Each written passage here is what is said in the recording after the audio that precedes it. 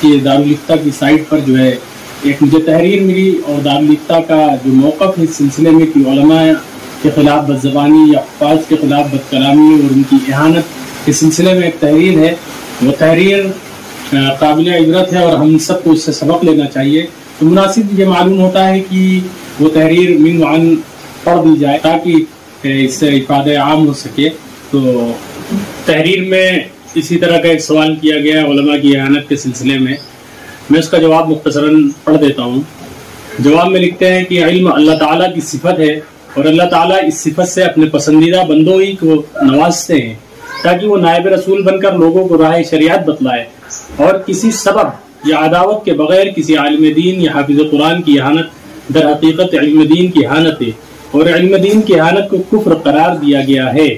اور اگر کوئی شخص کسی دنیاوی دشمنی یا بغض کی وجہ سے عالم دین کو برا بھلا کہتا